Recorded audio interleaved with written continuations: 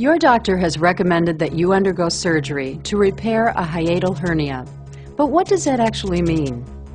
Your diaphragm is a muscle that separates your chest from your abdomen and helps you to breathe. Normally, the diaphragm has an opening for the esophagus to pass through, where it connects with the stomach. A hiatal hernia occurs when part of the stomach pushes upward through this small opening. Your hiatal hernia may be causing considerable discomfort with symptoms like heartburn, difficulty swallowing, chest pain, and belching. The reasons why hiatal hernias form are not known, but they are quite common. A hernia is dangerous only if it becomes strangulated. That means that a portion of the stomach that is pushed up into the chest may become pinched, preventing blood from reaching it. If this happens, you may require emergency surgery to restore blood flow and to repair the hernia.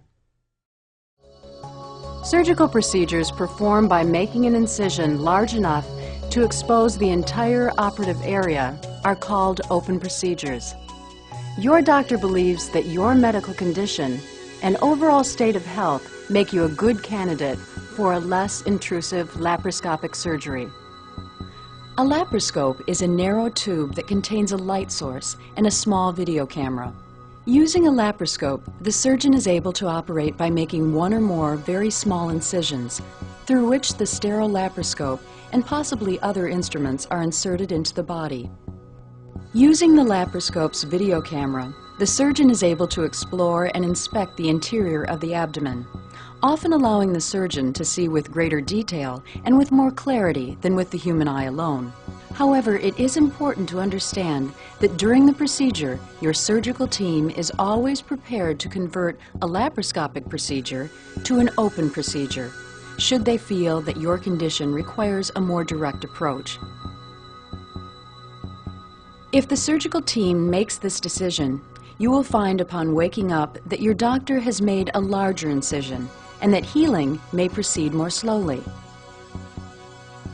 Converting to an open procedure will affect the length of your recovery and will probably require hospitalization.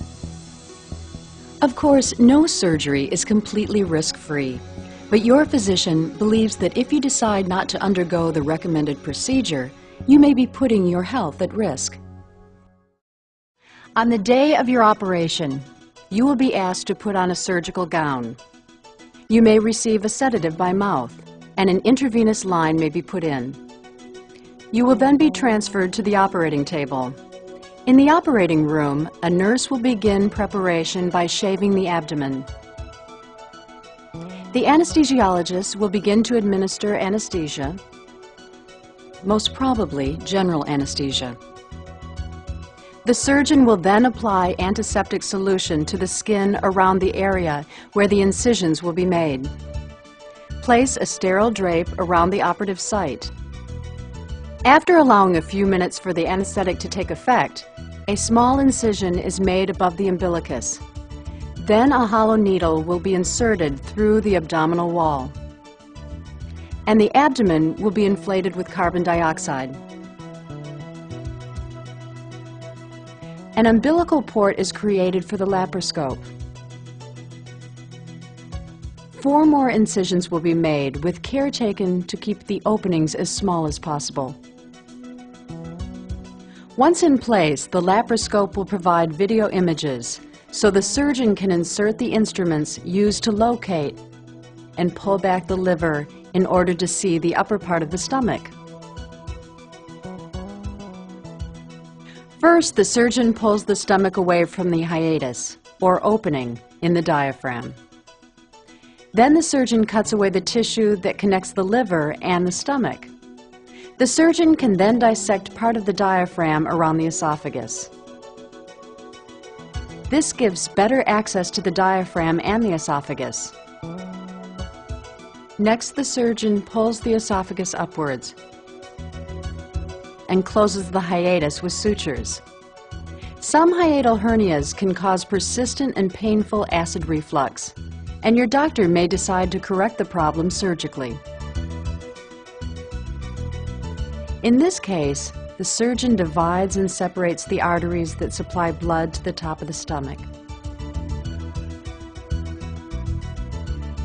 After freeing the stomach from the spleen, your doctor wraps the upper portion of the stomach around the esophagus and sutures it into place. A rubber tube is placed in the esophagus to keep the wrap from becoming too tight.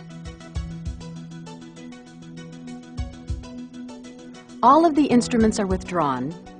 The carbon dioxide is allowed to escape.